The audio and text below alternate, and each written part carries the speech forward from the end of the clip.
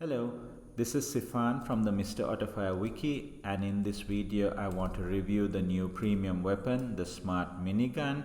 As you can see in the description, let loose a stream of homing bullets with this accelerating gun because it starts with homing shots and sustained fire, and it's very low damage, very fast attack speed. Now I like to think of this as my gun because it's more or less what I wished for back in November 2021. Very fast shooting speed, very low damage per shot, slow moving projectiles, and starts with homing. So let's see how this gun. So let's start with the basic stats of the gun. This table shows if you had a loadout attack of 1000, no bonuses, no gear equipped, what would be the damage per shot and the shots per second, and then by multiplying them, what would be the damage per second. So as we can see, the Smart Minigun has 4.2 shots per second. That's faster than the auto gun. Damage per shot at 380 is a little bit less. So the damage per second for both of these guns is the same. But remember, this is for the basic gun without any bonuses or gear. But because of the way gear damage and those plus some number for flying enemies, ranged enemies, etc. bonuses, they are calculated per shot. So faster weapons benefit from them more. They also benefit more from the attack boost that you get from mystery crates. Also, they do better with focus shots. They do better with ice shots because that damage is also per hit. So for all of those reasons, the game favors fast guns. That's why I had requested a fast gun. So on that count, this definitely delivers. Before analyzing the gun further, let's take a quick look at it in action. I tried it out on a Titan run. I was very lucky with getting a good set of perks, but still I was surprised that even with just a level 50 legendary gun, I was able to clear the Titan with almost 50 seconds left. So obviously this gun is very good for Titan runs, especially because you're starting with two useful perks, and in a perk limited situation like this, it can make a big difference. And the speed of the gun when you get focus shots is really adding up much more than with any other gun. In case you are wondering why I had requested homing as the starting perk, that's because for regular runs my preferred perk build is to get 2 spread shots and bouncy wall with homing, because otherwise most of these shots that are bouncing around are not hitting anything. And then in endless runs, dark castle kind of things, I prefer to have several spreads, super homing, and ghost shots, so that these shots just keep circling and hitting the enemy again and again.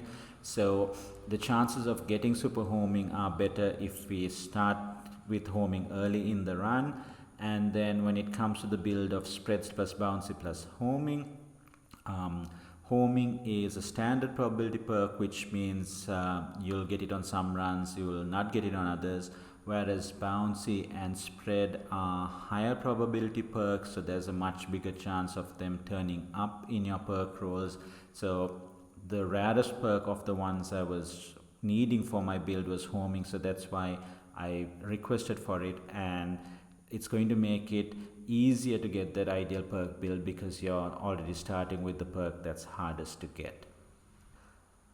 For the last part of the analysis, you might remember that my request included slow moving projectiles, and the implication of that is that when your hero is shooting at the enemy, it's taking aim at where the enemy is at the time, and then subsequent to that the enemy could be moving.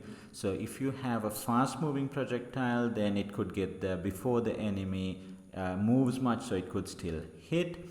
Or the other way that you can ensure your shots are hitting is to have homing, so that even if the enemy is moving, then your shot is following it. So the way the game dynamics are built, the faster the bullet is moving, the more distance it needs to home in. So this also works with fast shots. If you take the fast shot perks, your homing is going to require greater distance before it can home in. And in this area, unfortunately, Lightheart has let me down. Rather than making it slow moving projectiles, they made it quite fast moving. So let me illustrate with the last boss of World 9. This is what it looks like when you have one spread and the built-in homing. You can see that the shots are converging almost at the end of the screen. So it's almost taking the full width of this room to converge. For comparison, this is the looper with one spread and homing.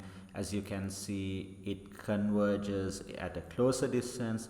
Still not enough for those bullets to hit the enemy, but because of the boomerang feature of the looper, even those homing shots that are not hitting are coming straight back at you, and on that way they are hitting the enemy. So you're getting some benefit from it, even if the converging distance is quite high. And if you look at the auto gun, it's quite close. It's not close enough to hit this enemy with the spread shots, but it's much closer than it was for the looper. And just to give a sense of how good the homing is on the auto gun, this is the smart minigun with super homing and one spread and also bouncy. So you can see that super homing with the smart minigun is only a little bit better than homing on the auto gun. To end the review, I'll share my recommendations. My first recommendation is to Lightheart to please make the projectile slower so that we can really benefit from the homing shots that this gun starts with, and that would definitely make this gun a lot more attractive. For players, there is definitely a new contender for the title of best gun. It's no longer clearly the looper. And in deciding whether to go for this or not, I would recommend to think about what parts of the game you enjoy playing. For guild runs, definitely this gun is better. For castles, including the dark castle, also I would suggest this gun over the looper, because castle rooms are very big and the homing distance will be less of a problem.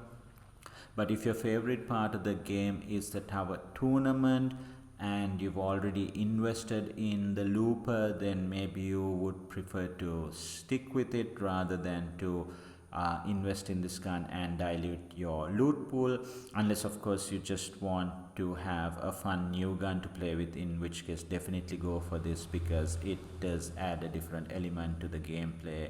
The perks you want to take are different, the style you play is different. It definitely does spice things up, and I'm very happy that Lightheart has introduced this gun to the game.